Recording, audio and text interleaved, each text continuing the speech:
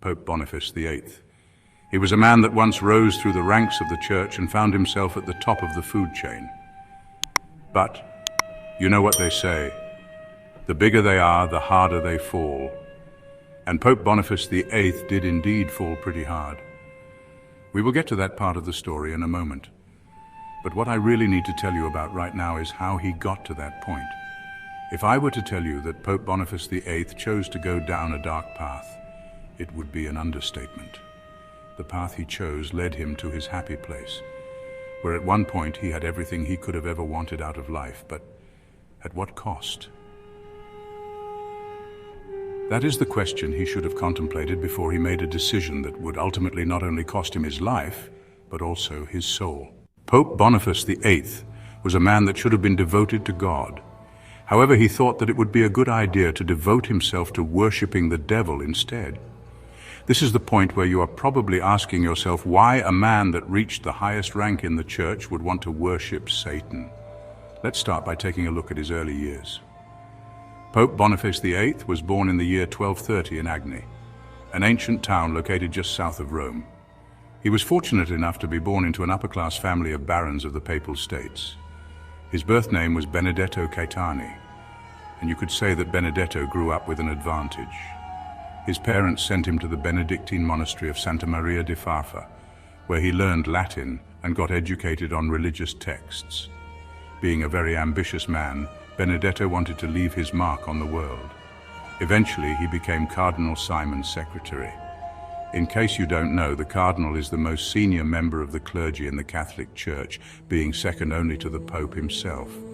But being the cardinal's secretary back then wasn't anything like it is today. Benedetto had to travel all over the world with the cardinal. In the year 1265, Benedetto traveled all over Europe, but remained in England until 1268, where he was tasked with stopping the rebellion against King Henry III of England. After 1268, Benedetto Caetani vanished from the pages of history. For 8 mysterious years, his whereabouts and activities remain completely unknown, a puzzling gap that has left historians speculating ever since. Then, like a shadow stepping back into the light, he re-emerged in 1276, dispatched to France on a mission to oversee the collection of funds destined for the church. What happened during those lost years? The mystery lingers. Benedetto Caetani had been sent across Europe, tirelessly completing assignments for the church without hesitation. But his moment of destiny was fast approaching. On April 12, 1281, Pope Martin IV elevated Benedetto to the rank of cardinal, placing him among the most powerful figures in the Catholic Church. Yet for Benedetto, this wasn't the pinnacle, it was merely a stepping stone. As the years rolled on and popes came and went, Benedetto's ambitions never wavered. His eyes were always set on one ultimate prize, the papal throne. That moment arrived on December 13, 1294, when Pope Celestine V, worn down by the immense pressures of the role, stunned the world by stepping down after just 5 months. Benedetto's long-awaited opportunity was finally within reach. This was highly unusual. Bartholomew of Lucca, a medieval historian who witnessed many of the events surrounding Pope Celestine's abdication, claimed that Benedetto exerted significant pressure on the Pope to step down. But why would Celestine relinquish his power, defying his own human nature? Was it simply the result of pressure from those beneath him, or was something far more sinister at play? Shortly after Celestine's resignation, Benedetto seized his moment. He was swiftly elected as Pope, adopting the name Boniface VIII. One of his very first acts as the new Pope was to grant his predecessor a residence at the castle of Fumone, a place where Celestine would ultimately meet his end. By the following year, whispers of something dark began to spread across Europe, casting a shadow over the papacy.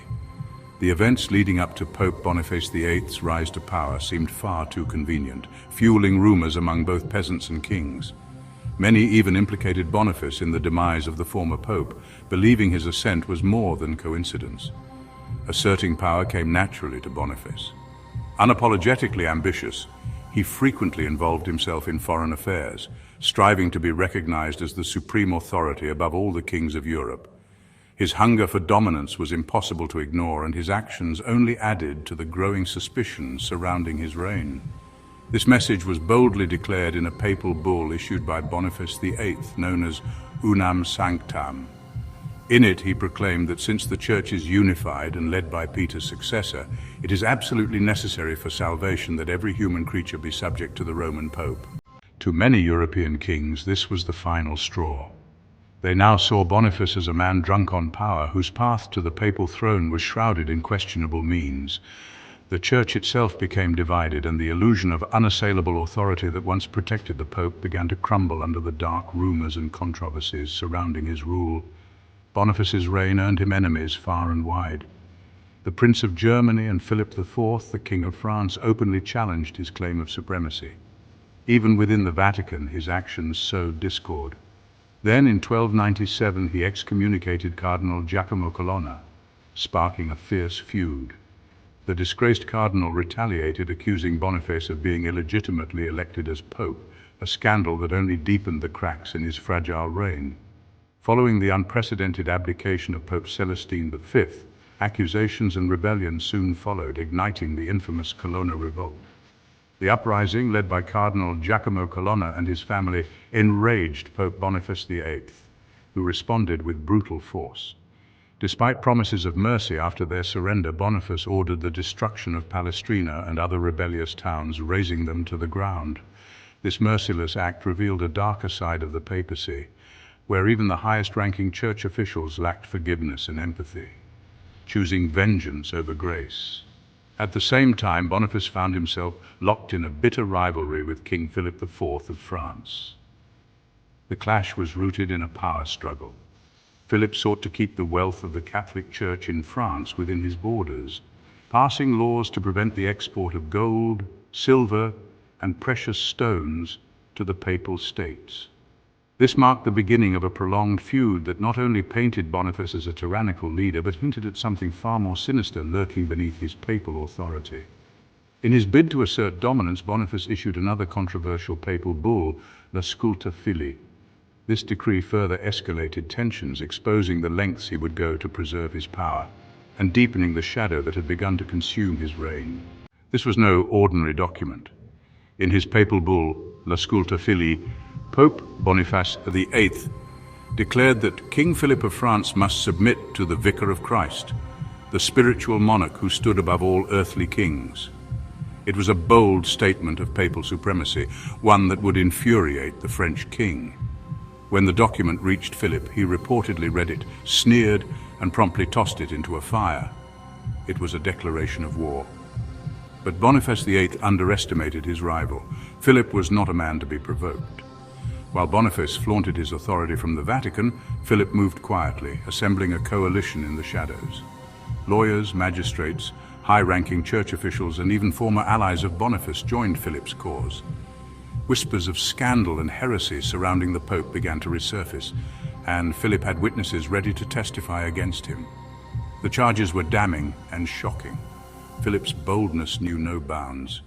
He sent an army led by his minister Guillaume de Nogaret to arrest the Pope himself. The accusations against Boniface were enough to convince many that the pontiff was no longer fit to lead the Church.